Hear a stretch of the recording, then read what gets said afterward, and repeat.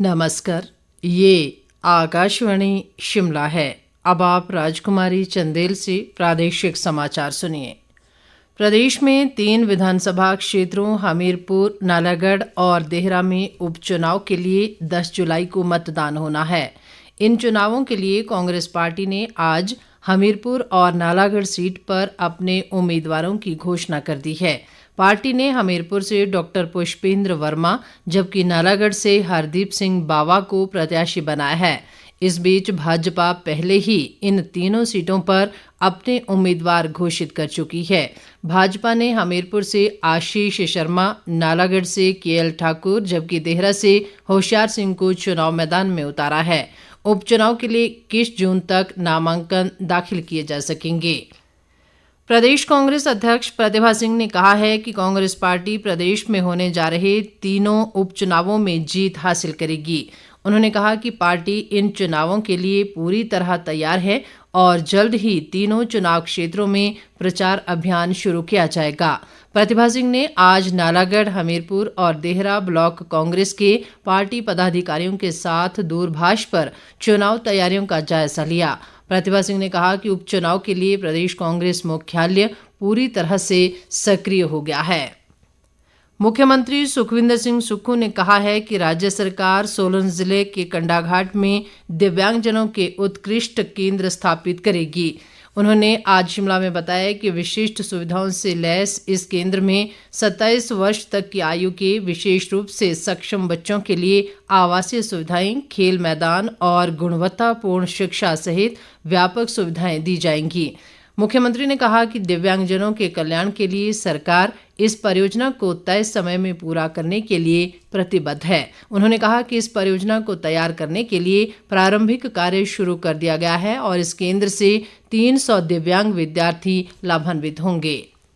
विपक्ष के नेता व पूर्व मुख्यमंत्री जयराम ठाकुर ने प्रदेश कांग्रेस सरकार पर युवाओं की अनदेखी करने का आरोप लगाया है। एक बयान में उन्होंने कहा कि कांग्रेस सरकार रोजगार देने के नाम पर सत्ता में आई थी, लेकिन अब सरकार रोजगार के रास्ते बंद करने का काम कर रही है। उन्होंने आरोप लगाया कि कांग्रेस सरकार ने भाजपा कार्यकाल में शुरू की गई स्वावलंबन योजना को भी बंद कर दिया है। इसके अलावा योजना को बंद करने से पहले स्वीकृत हुई योजनाओं का बजट भी जारी नहीं किया गया है। राजस्व व जनजातीय विकास मंत्री जगत सिंह नेगी ने आज किन्नौर जिले में पूह पंचायत के लिए 2 करोड़ 90 लाख रुपए से बन रही उठाऊ पेयजल योजना के दूसरे चरण का निरीक्षण किया। उन्होंने अधिकारियों को परियोजना का शेष कार्य तय समय में पूरा करने के निर्देश दिए।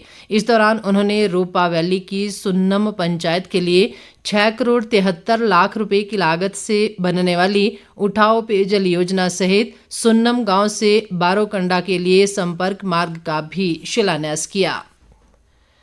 केंद्रीय शिक्षा मंत्री धर्मेंद्र प्रधान ने राष्ट्रीय पात्रता परीक्षा नीट यूजी 2024 के परिणाम में धांधली के आरोपों के संबंध में कहा है कि मामले में किसी भी तरह की गड़बड़ी करने वालों को बख्शा नहीं जाएगा। उन्होंने कहा कि बच्चों के भविष्य के साथ कोई खिलवाड़ सहन नहीं होगा। शिक्षा मंत्री ने एनटीए पर भी नाराजगी व्यक्त करते हुए कहा कि एनटीए में भी अगर कोई दोषी होगा तो उस पर भी कड़ी कार्रवाई की जाएगी।